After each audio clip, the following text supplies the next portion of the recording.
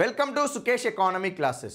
తెలంగాణ రాష్ట్రం యొక్క జిఎస్డిపి అనగా ఏంటిదో ఒకసారి క్లియర్గా ఇక్కడ చూస్తే, తెలంగాణ రాష్ట్రం యొక్క భౌగోళిక సరిహద్దుల లోపల తయారు చేసిన అంతిమ వస్తు సేవల యొక్క మొత్తం విలువనే తెలంగాణ రాష్ట్రం యొక్క గ్రాస్ స్టేట్ డొమెస్టిక్ ప్రోడక్ట్ అంటారు.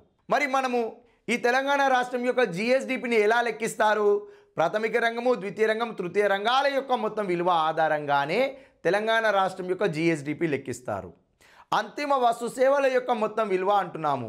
ఏవైతే వస్తువులు సేవలు తయారు చేస్తున్నామో అంతిమంగా వాటి తయారీకి గాను ఉపయోగించిన ఉత్పాదకాల విలువ అనగా రా మెటీరియల్ ఉంటుంది చూడండి, ఆ రా మెటీరియల్నే ఉత్పాదకాల విలువ అంటారు. ఆ ఉత్పాదకాల విలువను అంతిమ వస్తు సేవల యొక్క విలువ నుండి తీసివేస్తే వచ్చేదే గ్రాస్ స్టేట్ వాల్యూ యాడెడ్. ఏంటిది? Gross state value added.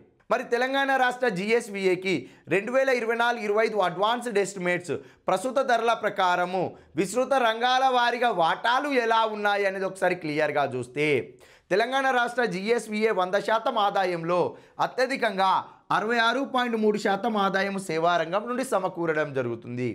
ఆ తర్వాత ప్రాథమిక రంగం నుండి 17.3% ఆదాయం సమకూరుతుంది. టెరిషియరీ సెక్టార్ అనగా సేవా రంగము, ఓకేనా. రెండోది ప్రైమరీ సెక్టార్ నుంచి అత్యధిక ఆదాయం సమకూరుతుంది. తెలంగాణ రాష్ట్ర జిఎస్విఏకి అత్యధిక ఆదాయం సమకూరే మార్గాలలో 3వ స్థానంలో సెకండరీ సెక్టారు, ద్వితీయ రంగం ఉందండి. తెలంగాణ రాష్ట్రానికి వచ్చే 100 రూపాయలలో 66.3 రూపాయలు టెరిషియరీ సెక్టార్ నుంచి, 17.3 రూపాయలు ప్రైమరీ సెక్టార్ నుంచి, 16.4 రూపాయలు సెకండరీ సెక్టార్ నుంచి రావడం జరుగుతుంది.